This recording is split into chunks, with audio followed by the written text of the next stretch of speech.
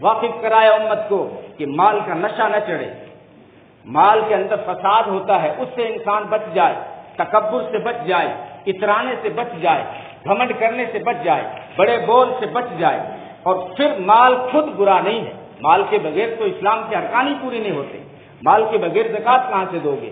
مال کے بغیر حج کیسے کرو گے؟ مال کے بغیر غریبوں پہ خرچ کیسے کرو گے جو قرآن حکم دے رہا ہے؟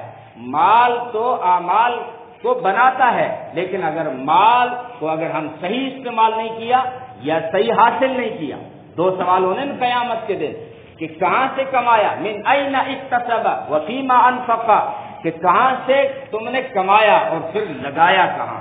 یہ دونوں الگ الگ سوال اسی لیے کیے تھے کہ یہ تھوڑا سا آپ قابو کر لو مال کو، حرام سے بچ جاؤ۔ حلال کتنا بھی پڑا ہو تو حضرت عبد الرحمن بن عوف کے پاس کتنا پڑا تھا، حضرت عثمان غنی کے پاس کتنا پڑا تھا، حضرت سلیمان علیہ السلام کو اللہ نے خوب دیا، نبی ہے۔ مال بری چیز ہوتی تو اللہ کبھی اپنے پیغمبر کو مال نہ دیتا، اگر مال بری چیز ہوتی تو اللہ کبھی مال حضرت عثمان کو نہ دیتا، اگر مال بری چیز ہوتی تو مال اللہ کبھی حضرت عبد الرحمن بن عوف کو نہیں ہوتا۔ مال خود بری چیز نہیں ہے، اس کا استعمال، اس کا طریقہ اور یہ ڈھنگ اور اس کا نشہ یہ ہمیں برا بنا دیتا ہے۔ اس لیے اگر حرام سے بچ جائیں، فرمایا یا سعد اتب مطعمک تکن مستجاب الدعوہ، اے سعد تم اپنا کھانا پینا حلال کر لو، مستجاب الدعوہ بن جاؤ گے، جو دعا کرو گے وہ قبول ہوگی۔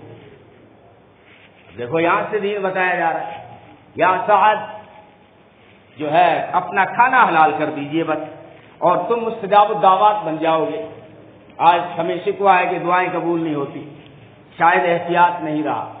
اگر ایک لقمہ بھول سے بھی پیٹ میں چلا جاتا ہے تو 40 دن کوئی عمل قبول نہیں ہوتا، دعا نہیں کوئی عمل بھی قبول نہیں ہوتا۔ نبی نے فرمایا اگر کوئی 10 درہم میں کپڑا خریدے، اس میں اگر 1 درہم حرام کا تھا تو یہ کپڑا جب تک اس کے جسم پہ رہے گا تو اس کی نماز قبول نہیں ہوگی، اس کا کوئی نیک عمل قبول نہیں ہوگا جب تک وہ کپڑا رہے گا۔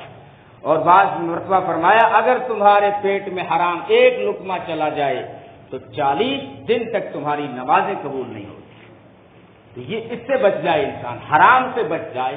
مال خود بری چیز نہیں ہے، جب حرام بن جائے تو پھر اتنا برا بنتا ہے کہ سود کا 1 روپیہ کھانا 36 مرتبہ زنا کرنے سے بڑا گناہ ہے۔ سود کا، بیاج کا 1 روپیہ کھانا 36 مرتبہ زنا کرنے سے بڑا گناہ ہے۔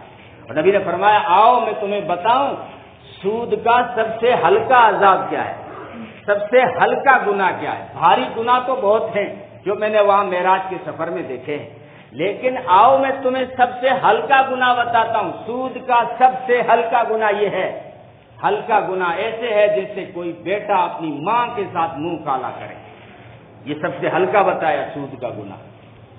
کوئی ماں کے ساتھ برا کام کرے یہ اتنا گناہ ہوتا ہے، وہ بھی سب سے ہلکا۔